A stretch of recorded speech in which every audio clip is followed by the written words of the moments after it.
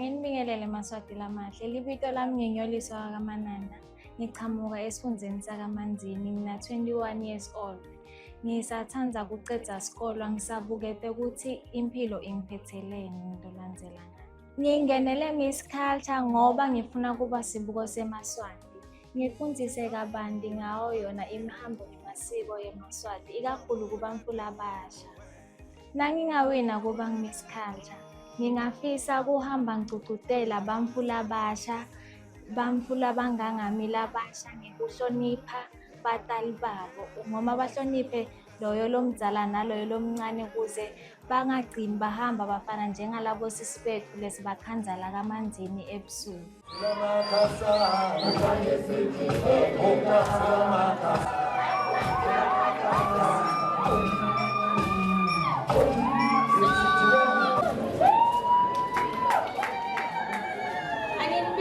Maswati lamahle, libito lami nginyoliswa ngwakaManana, ngichamuka esigodini sakaManzini. Ngiyabonga bonkhosi. Siyabonga lamanani. Umbuto wakho wanamuhla uthi na ungaba yimvuna yembali eSwatini, yini longayenza ukufufukisa imihambo namasiko eMaswati? Ngiyabonga umbuto bonkhosi. Nangingaba yimvuna yembali eSwatini, lengingakwenda ngingafisa ukuthi ngihambe ngingenelele etikolweni, ngifundise kabanti ngawo wona imihambo nemasiko yethu siMaswati, ikakhulu kati kithi thina bantfula abasha ngoba imvelaphi yethu asiyati, isilahlekele. Ngahamba ngifundise kubo, ngicele nayo imisebe ukuthi ihlanganyele nathi nasahamba etikolweni sichubeke sifundise ngawo imihambo nemasiko. Phindze ngahamba ngiye emiphakathi, ngifike nakhona ngicele ukuthi sihlangane kube khona lawo inhlanganisela lebakhona ukuthi sifike nakhona sifundise kabanti ngalo lona isiko leMaswati. Okay, akusiko ngokuthi bantfula abasha kuphela, nalabadzala khona nje labangawati emasiko ethu. Ngingaphinde ngifundise ukuthi na uyinkombatane yakeni uhamba uye emhlangeni utigcabe kube isikhathi sakho, ukuthi isikhathi sakho lesi sekuthi uyahamba uye emhlangeni udle ubusha bakho, kushiwo kanjalo, udle ubusho bakho.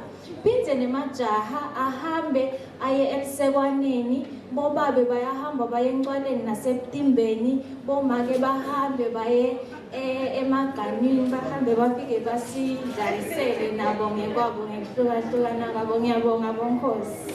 Nati tigodzi setiphelele, kumele bese sesiphuma namunye lotawube sekezohola lonke lelibutho, losho ukuthi umelele laba ngobe bawine bonke. Contestant number 12.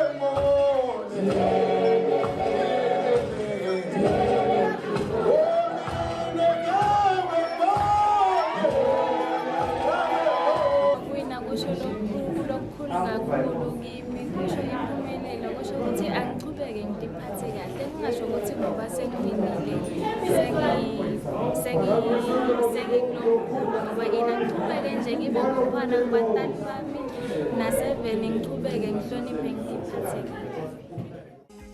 Ngiyabonga Bonkhosi.